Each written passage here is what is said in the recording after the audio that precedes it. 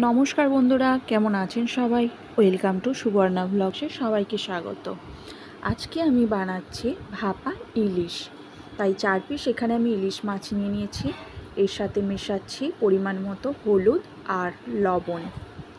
এখন এটাকে আমি ভালোভাবে ম্যারিনেট করে নেব। যে সমস্ত মশলা আমি ব্যবহার করছি ভাপা ইলিশে, এটা নারকেল বাটা আর টক দই আছে পরিমাণ মতো, এতে আছে সর্ষে বাটা, চারমগজ, সাদা তিল আর অল্প পরিমাণে পোস্ত। এখন এই সব মশলাগুলো আমি মাছগুলোর সাথে ভালোভাবে মিশিয়ে নিচ্ছি।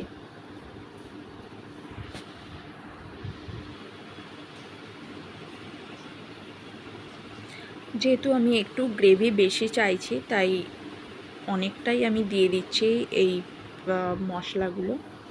জল আমি এতে ব্যবহার করব না, কারণ জল বেশি দিলেই এতে একটা অন্যরকম স্বাদ হয়ে যায়। আমি পুরোটাই মশলা আর সর্ষের তেলেই করব এটা। পরিমাণ মতো হলুদ গুঁড়ো আর লবণ দিয়েছি। এখন দিচ্ছি আমি কাঁচা সর্ষের তেল, যাতে তেলটা একটু ভাসে আর স্বাদেও খুব ভালো লাগে।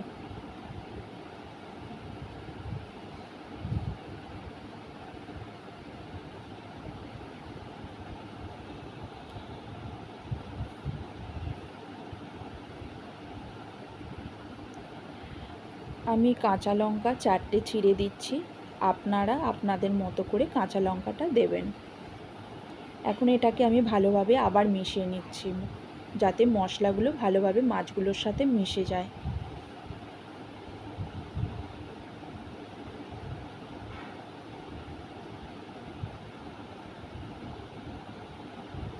এখন এটাকে আমি এবার ভাপাতে দেব। যেহেতু আমি কড়াইয়ে করছি, আপনারা প্রেসার কুকারেও করতে পারেন।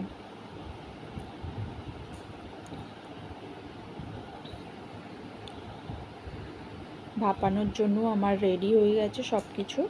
আমি এটাকে এখন ঢাকা দিয়ে দিচ্ছি। কিছুক্ষণ পর 10-15 মিনিট পর আমি এটাকে খুলে নেব। মাছ আমার ভাপানো হয়ে গেছে, সুন্দর একটা স্মেল ছাড়ছে আর মাছটার মধ্যে তেলও ভাসছে।